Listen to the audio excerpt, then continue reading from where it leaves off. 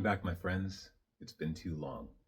Today, I'd like to talk about Guardians of the Galaxy 2 and 30 seconds of writing that I think are absolutely brilliant and hit several emotional beats all in one. I'm talking about the Mary Poppins scene. So let's unpack that. There are only 3 lines of dialogue, it takes place over about 30 seconds, and in that time, we get 7 distinct emotional beats. So the scene plays out very simply. It starts off with them floating down from the heavens on Yondu's Yakta arrow, and Star Lord looks up and says, "You look like Mary Poppins." Yondu then responds and says, "Is he cool?" Not knowing who the character is. And Star Lord takes a second and thinks and says, "Yeah, he's cool."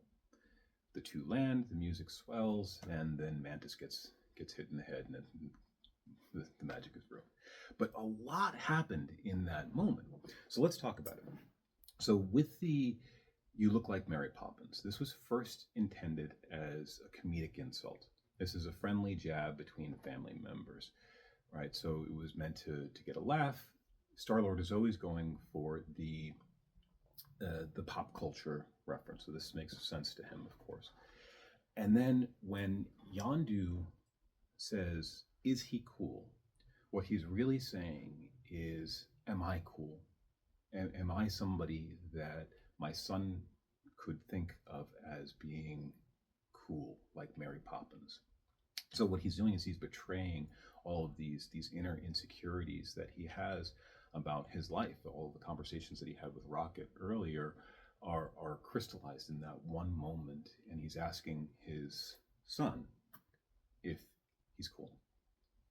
And then Star Lord pauses for a second, and he thinks about it, and he realizes the importance of this moment, and he very quietly says, "Yeah, he's cool." And in this moment, what he's actually saying is, "I accept you, Yondu. I accept you for what you are. You are cool, even though you don't have a talking car or a magic boat. You have a flying arrow, and I get that you are a flawed person." And that forgiveness of those flaws is absolutely beautiful. And I don't think that Yondu quite fully appreciates it in that moment, but we do see him proudly proclaim, "I'm Mary Poppins, y'all." And that moment is heartbreaking in its purity because he is so happy, so joyful to be considered this person by Star Lord.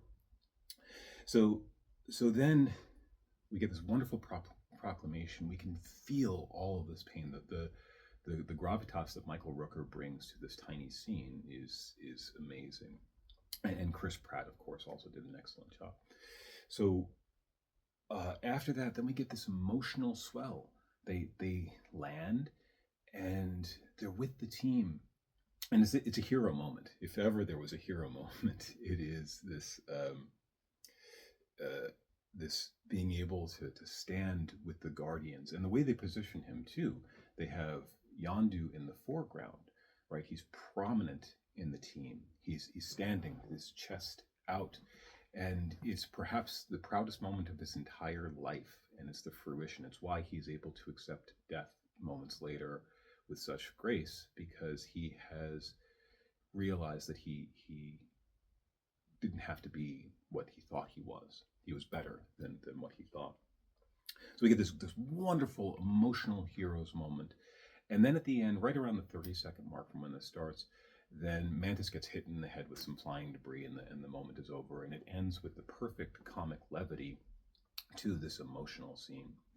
So I just wanted to point out the brilliant writing of James Gunn and his team and the actors that pulled that off, because it's the scenes like that, it's those quiet moments that make all of the explosions work, right? We've all seen a million explosions, and most of those movies are background fodder.